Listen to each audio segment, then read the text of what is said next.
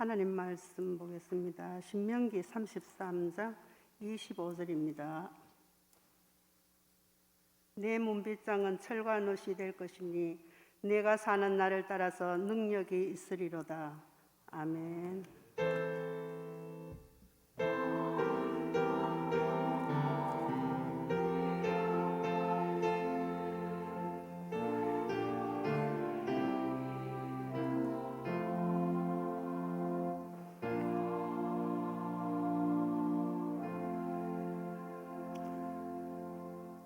오늘 이 시간에는 반야을 북부교회를 다니고 계시는 이창형 목사님 나오셔서 특별한 은혜라는 제목으로 우리에게 말씀 주실 때에 큰 은혜 받으시기 바랍니다. 목사님 나오실 때 샬롬으로 인사하겠습니다.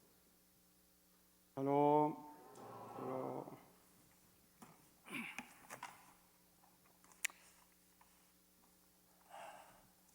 할렐루야. 반갑습니다.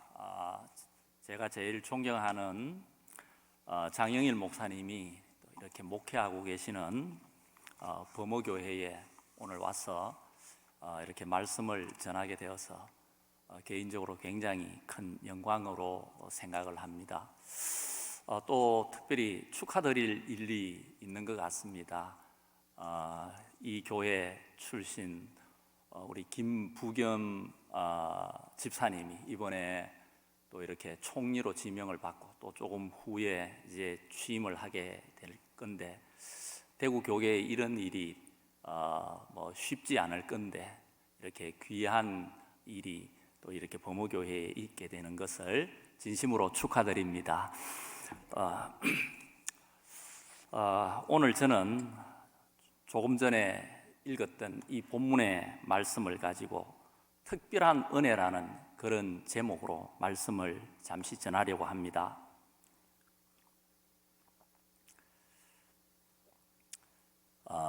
사무엘하 9장을 보면은 거기에 이런 내용이 나옵니다. 다윗이 이스라엘의 왕으로 이제 등극을 하자 그는 온 나라에 수소문을 하여서 요나단의 피부치를 그렇게 찾도록 합니다. 그래서 찾았더니만 머비보셋이라는 그런 요나단의 아들을 찾게 됩니다.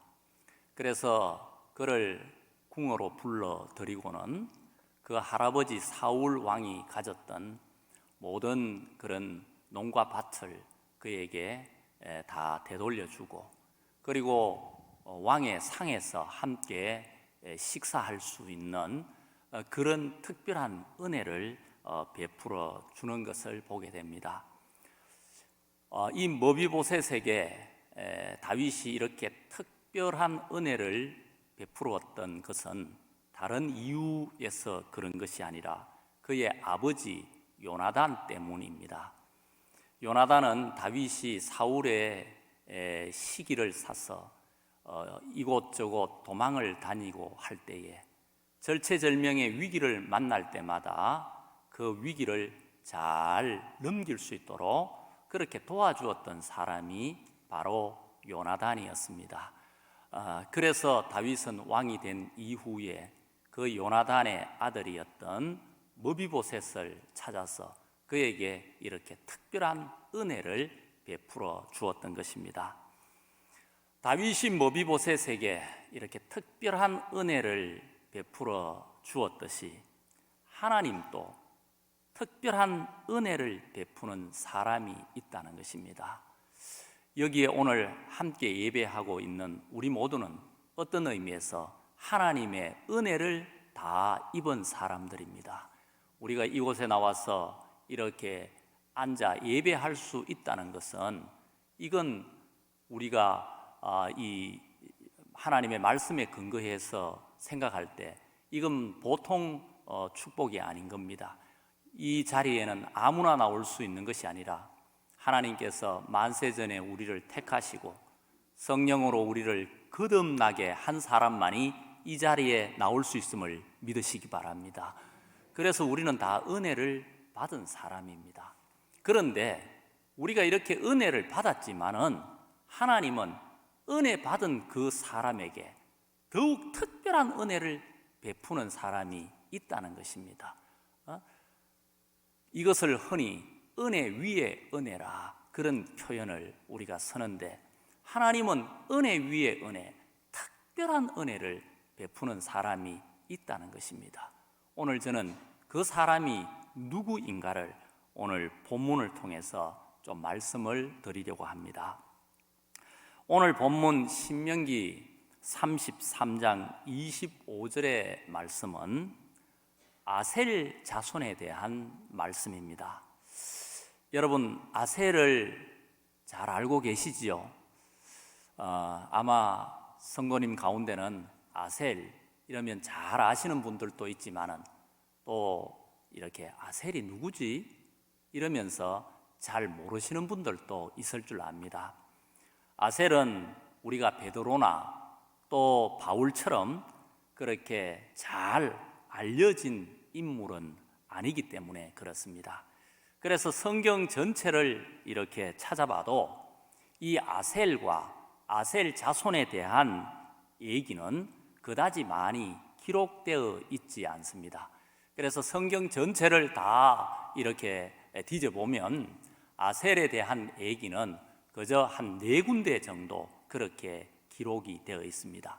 자, 그러면 아셀이 어디에 기록되어 있는가를 간략하게 좀 말씀을 드리면은, 먼저 첫 번째로 창세기 30장을 보면 이 아셀의 출생에 대한 얘기가 나옵니다. 야곱, 이스라엘의 야곱을 여러분 너무나 잘 아시지요. 이 야곱은 4명의 아내를 통하여 12명의 아들을 낳게 됩니다. 그런데 이 12명의 아들 가운데 아셀은 8번째 아들로 태어나게 됩니다. 그의 어머니는 실바였고 그녀는 2명의 아들을 낳았는데 아셀은 바로 그 2번째 아들인 것입니다. 그러니까 어머니 실바에게는 2번째 아들이지만은 아버지 야곱에게는 8번째 아들이 바로 아셀인 것입니다. 창세기 30장 12절 이하를 보면 아셀의 출생에 대하여 이렇게 설명하고 있습니다. 레아의 시녀 실바가 둘째 아들을 야곱에게 낳음에 레아가 이르되 기쁘도다 모든 딸들이 나를 기쁜 자라 하리로다 하고 그의 이름을 아셀이라 하였더라, 이렇게 말씀하고 있습니다. 그러니까 야곱이 낳은 8번째 아들, 이 실바가 낳은 2번째 아들이 바로 아셀이었고, 그리고 그의 이름의 뜻은 기쁨, 행복, 이런 뜻을 가졌다 하는 것입니다.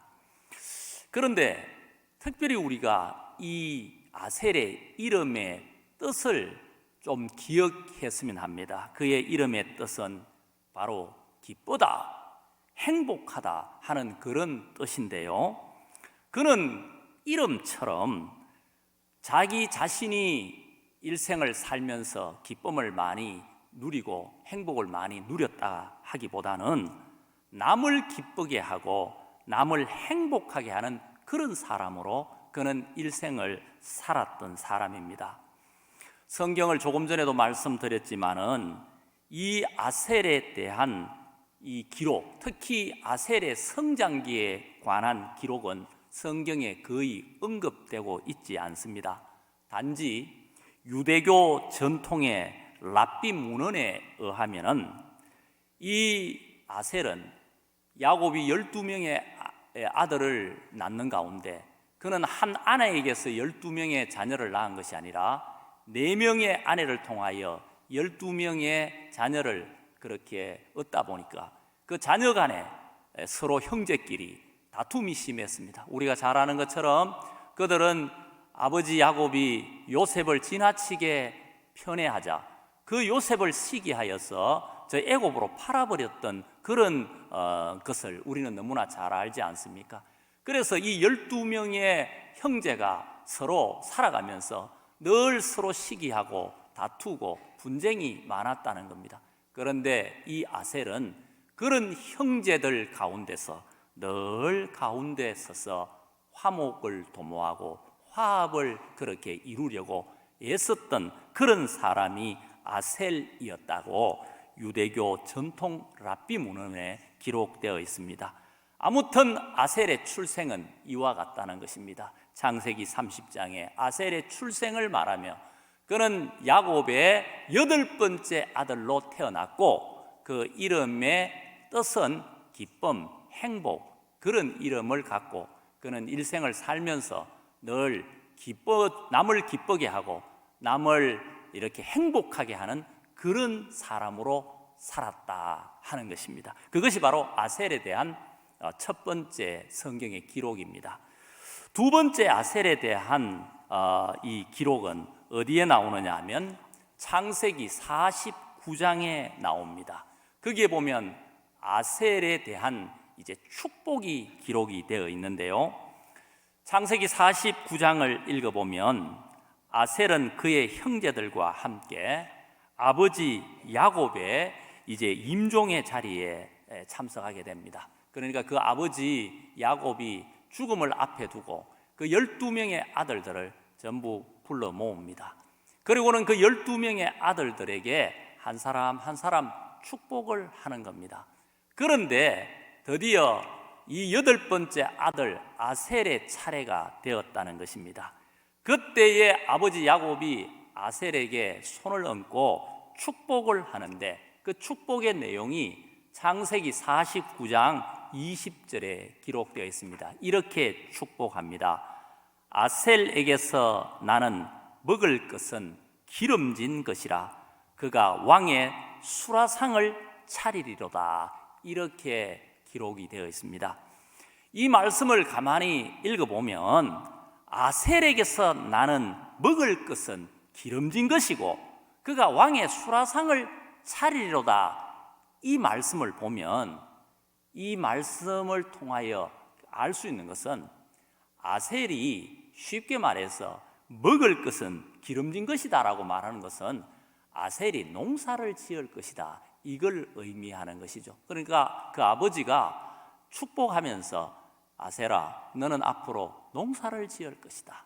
그리고 그 농사를 잘 지어서 그 농사 가운데 좋은 것을 왕의 수라상으로 차리는 그런 인생이 될 것이다. 이렇게 축복했다는 것입니다.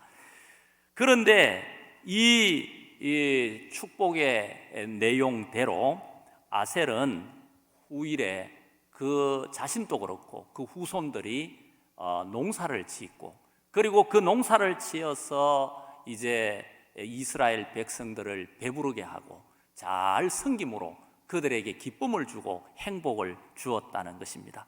그러므로 아셀이 아버지 야곱에게 받은 축복은 다른 특별한 것이 아니라 우리는 축복하면은 네가 앞으로 뭐가 되고 굉장한 것들을 생각하는데 아셀이 받았던 축복은 그런 어떤 특별한 네가 왕이 될 것이고 네 후손이 왕이 될 것이고 이런 축복이 아니라 그저 너는 그 농사를 지어서 네게서 나는 것으로 사람들을 배부르게 하고 그리고 그 농사로 인하여 왕의 수라상에까지 올라가는 그런 귀한 농사를 짓는 농부가 될 것이다. 이렇게 축복을 했다는 것입니다.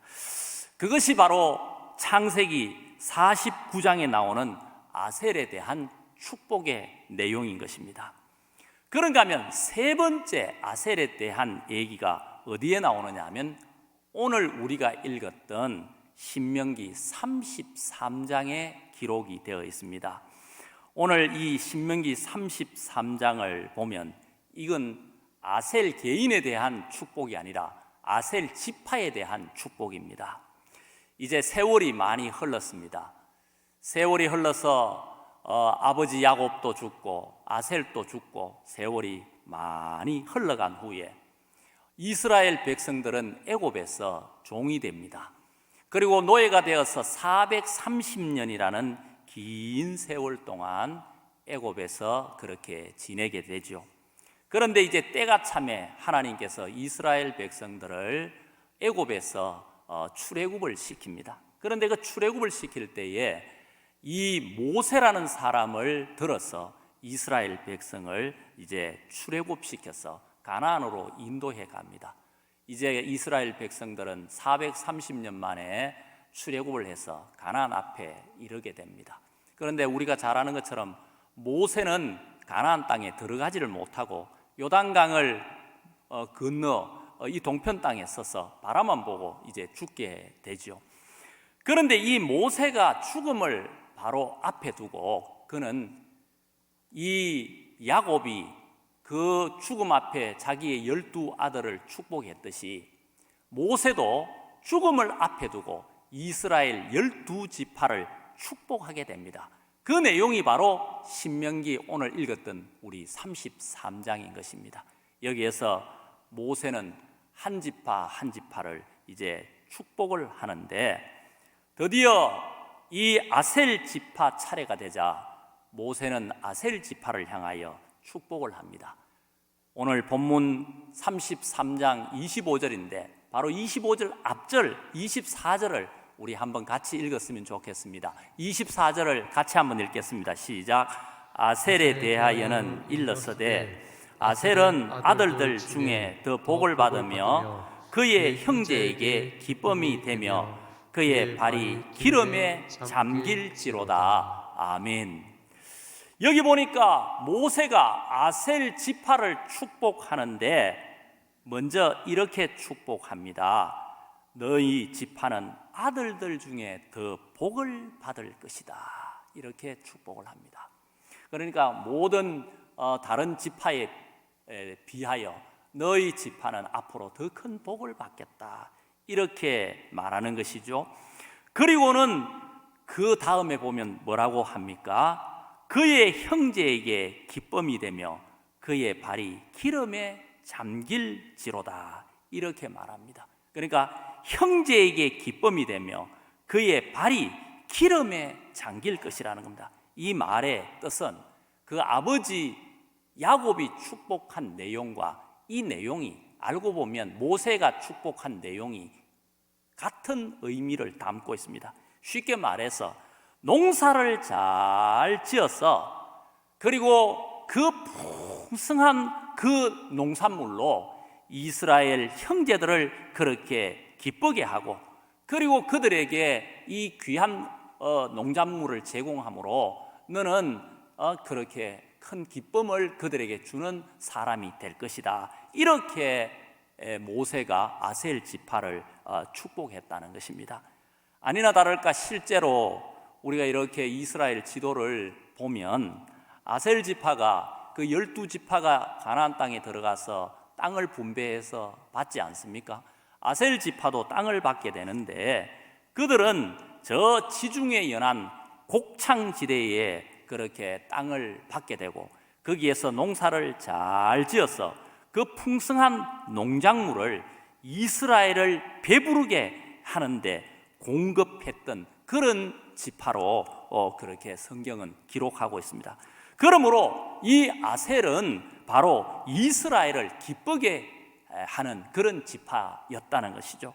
그러니까 그 아버지 야곱도 죽으면서 그 아들 아셀을 향하여 네가 농사를 짓고 그 농사 지은 것으로 왕의 수라상에 올릴 것이라고 축복을 했는데 세월이 많이 지난 후에 모세도 12지파를 축복하면서 아셀 지파를 축복할 때에 그를 향하여 이 야곱과 똑같은 축복을 했다는 겁니다.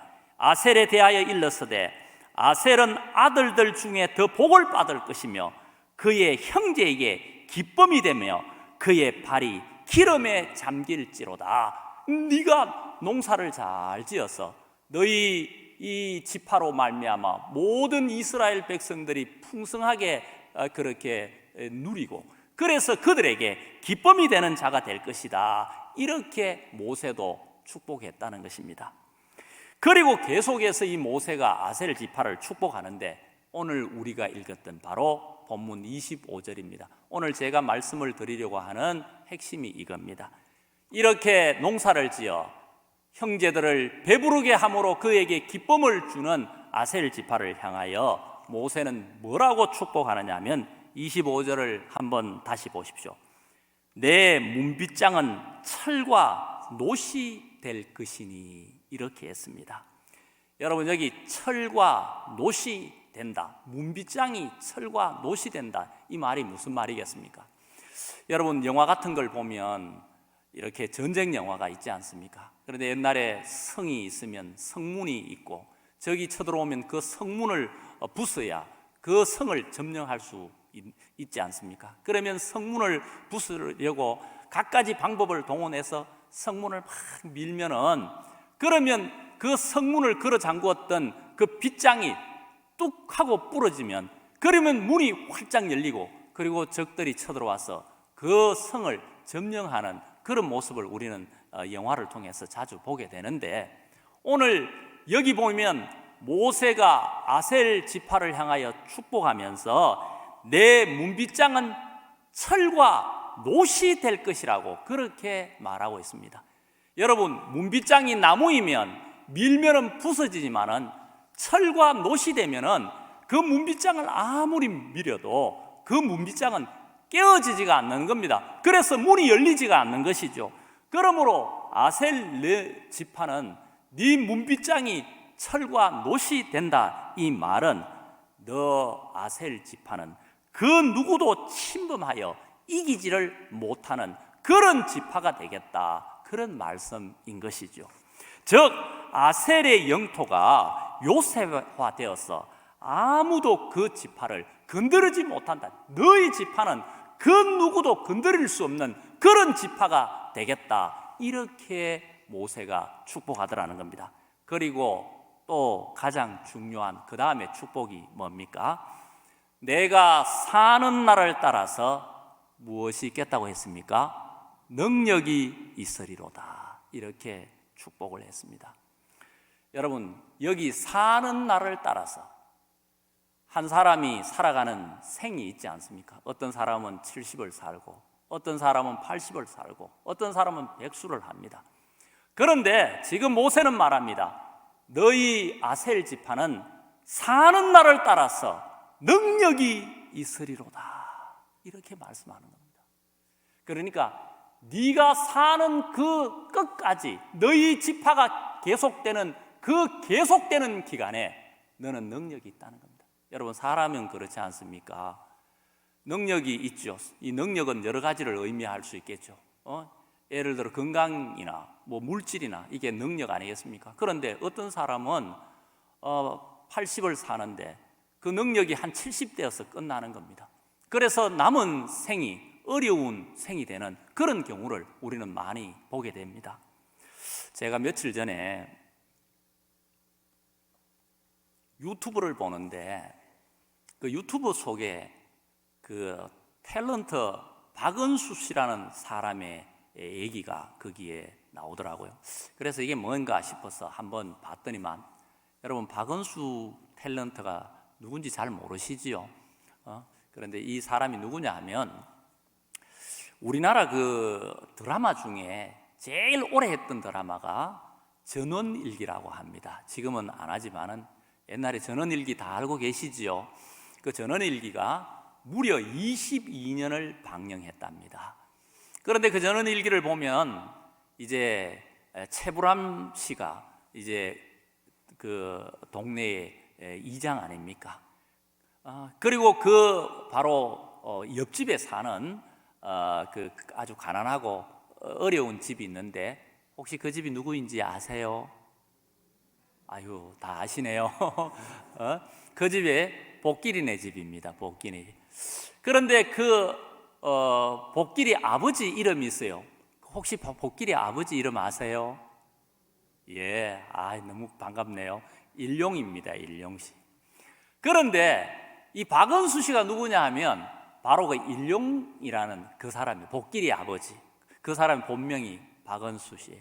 그런데 그 하여튼 유튜브를 보니까 이 사람이 그 22년 동안 전원일기를 하면서 나름 인기도 얻고, 그래서 돈도 제법 많이 벌었다는 겁니다. 그런데 그는 사업을 했다는 것입니다. 그래서 뭐 이런저런 사업을 하는데 생각만큼 사업이 쉽지가 않지 않습니까?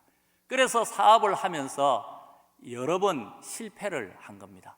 그러다 보니까 그가 이렇게 연예인을 하면서 벌였던 그 모든 것들이 다 날아가 버렸어요.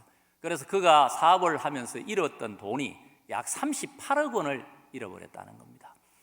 그리고 그것도 모자라서 이제 사람들에게 돈을 빌렸는데 돈을 빨리 갚지 못하니까 사기로 고소를 당하고, 그래서 이제 감옥에도 가고 8개월 동안 옥살이도 하고 그랬다게 했다는 겁니다. 그래서 이제 나왔는데 이제 전과자도 되었지요. 이제 뭐 가진 것도 하나도 없죠. 그야말로 알거지가 된 거예요. 살기가 막막한 겁니다. 그래서 이렇게 힘들어 하니까 아는 지인이 저 강원도에서 이렇게 큰 돼지 농장을 하는데 거리로 와서 함께 일을 좀 도와주고 하자고 자기를 부르더라는 겁니다. 그래서 강원도에 있는 그 큰 이 돼지 농장에 가서 거기에서 오물을 치우고, 그리고 있을 데가 없으니까 그 돈사 바로 입구에 조그마한 컨테이너 박스를 하나 갖다 두고 거기에서 생활하는 그런 이제 내용이 담긴 영상이 그렇게 있더라고요. 그래서 제가 그 영상을 이렇게 보면서 마음속에 이런 생각이 들더라고요. 야, 인생은 자고로 끝이 좋아야 되겠구나. 우리가 그렇지 않습니까? 여러분 인생을 살아가는데 젊을 때 좀 힘들면 어떻습니까? 젊을 때 좀 어렵게 살면 뭐 그거 어떻습니까? 그런데 늙어서 나이 들어서 그 인생이 가면 갈수록 그 인생이 어려워진다면 그건 참 곤란한 거 아니겠습니까? 여러분의 인생이 젊은 날에는 잘 나갔는데 마지막에 그 인생이 어렵게 되어서 정말 힘든 박은수 씨와 같은 이런 인생이 되어버린다면 우리 인생이 얼마나 불행하겠습니까? 바라기는 우리 부모교회 모든 성도님들은 참으로 사는 날까지 여러분 인생이 끝날 때까지 하나님의 능력이 있기를 축복합니다. 그게 복 있는 인생 아니겠습니까? 여러분 오늘 아셀이 이렇게 받은 축복이 뭐냐? 모세가 죽으면서 아셀 지파를 축복하는데 그 축복이 뭐냐 하면 내 문빗장은 녹과 철이 될 것이라는 겁니다. 그 누구도 그 문빗장을 열 수 없는 그런 말이죠. 너를 그 누구도 건드릴 수 없는 그런 지파가 될 것이고 내가 사는 날을 따라서 능력이 있으리로다. 이 말은 네가 끝나는 동안에, 네 인생이 끝나는 동안에 하나님의 은혜가, 하나님이 주시는 축복이 계속될 것이다. 그렇게 축복하고 있는 것입니다. 이게 다른 말로 말하면 뭡니까? 아셀에게는 하나님께서 특별한 은혜를 주신다 이 말 아닙니까? 그가 죽는 날까지, 그의 지파가 끝나는 날까지 하나님께서 바로 사는 날을 따라서 능력이 있으리로다. 특별한 은혜를 그 지파에 허락해 주시겠다. 그 말씀이 바로 오늘 이 모세가 죽으면서 한 아셀 지파를 향한 축복의 내용이었다는 것입니다. 이제 저는 오늘 여기에서 말씀을 정리하려고 합니다. 오늘 저는 이 아셀 지파를 통해서 아셀 지파가 받았던 은혜가, 특별한 은혜가 무엇이었는가를 여러분들에게 잠시 소개했습니다. 아셀 지파는 그는 이스라엘 12지파 가운데 장자 지파도 아니었고 그 지파에서는 왕도 나오지 않았고 그는 그 아버지로부터 그렇게 축복받은 내용이, 대단한 내용이 없었습니다. 그 아버지는 아셀에게 뭐라고 축복합니까? 너는 농사를 지어서 그 농사를 통하여 내 형제를 배부르게 하고 그리고 그 농사로 왕의 수라상에 올라가는 그런 일을 하겠다라고 아버지 야곱은 축복했습니다. 그리고 그 후손들은 그 축복에 근거하여서 그 지중해 연안의 땅을 받아서 거기에서 농사를 열심히 지었고 그리고 그 농사를 지어서 이스라엘 백성들을 배부르게 하는 그 섬기는 일을 하면서 일생을 살았습니다. 그랬더니만 이 모세가 죽음을 앞에 두고 그들을 축복하면서 너가 이 섬김의 일을 잘 감당하는 이 아셀 지파에게 모세는 축복하기를 너희가 사는 날을 따라서 능력이 있을 것이라고 그렇게 축복해 주는 그런 말씀을 오늘 우리는 받게 됩니다. 여러분, 오늘 우리는 여기에서 중요한 것을 하나 발견할 수 있습니다. 그게 뭡니까? 하나님은 누구에게 특별한 은혜를 베풀어 주시느냐 하는 것입니다. 하나님은 누구에게, 어떤 사람에게 은혜 위에 은혜, 특별한 은혜를 베풀어 주시느냐 하는 겁니다. 그건 우리가 뭔 대단한 일을 하는 그런 사람에게 하나님은 특별한 은혜를 베푸시는 것이 아니라 오늘 아셀 지파처럼 내게 주어진 것 가운데 최선을 다하여 그것으로 형제를 잘 섬기고 그 주어진 것으로 잘 섬겨서 형제를 기쁘게 하고 형제를 행복하게 하는 그 이름처럼 형제를 기쁘게 하고 형제를 행복하게 하는 그 사람에게 하나님은 은혜 위에 은혜, 특별한 은혜를 베풀어 주시겠다고 그렇게 약속하고 있습니다. 여러분, 특별한 은혜는 다른 사람이 받는 것이 아니라 내 가진 것으로 형제를 잘 섬겨서 형제에게 기쁨을 주고 행복을 주는 사람에게 하나님은 특별한 은혜를 베풀어 주심을 믿으시기 바랍니다. 여러분들 가진 것 있을 겁니다. 여러분들에게 하나님이 주신 아셀에게 주었던 것처럼 여러분에게 주어진 것들이 있을 겁니다. 그 주어진 것들을 가지고 여러분 잘 섬기십시오. 형제를 잘 섬기십시오. 여러분 잘 섬겨서 그를 기쁘게 하고 그를 행복하게 하는 그 사람에게 하나님은 내가 사는 날을 따라서 능력이 있으리로다. 네 인생 끝날 때까지 특별한 은혜를 베풀어 주시겠다고 그렇게 약속하고 있습니다. 여러분 잘 섬기는 자에게 하나님께서 아셀에게 주셨던 이 은혜, 이 축복을 허락해 주실 줄을 믿습니다. 자, 그럼 한 가지만 더 말씀을 드리겠습니다. 그럼 우리가 이렇게 잘 섬기는 거, 봉사하는 거, 우리의 섬김은 종류가 여러 가지일 겁니다. 다양한 은사로 우리는 교회를 섬기고 세상을 섬기며 나갑니다. 그런데 여러분, 섬김 중에 최고의 섬김이 무엇이겠습니까? 섬김 중에 최고의 섬김은 아셀이 농사를 지어서 형제를 배부르게 하는, 기쁨을 주고 행복하게 하는 이 귀한 섬김도 귀하지만은 섬김 중에 최고의 섬김은 복음을 전가하여 예수를 믿게 하여 그를 영혼 구원받게 하는 이 섬김이 최고의 섬김인 줄 믿습니다. 여러분, 이 섬김을 감당하라고 교회에서는 전도회를 만들고 선교회를 만들고 그렇게 활동하지 않습니까?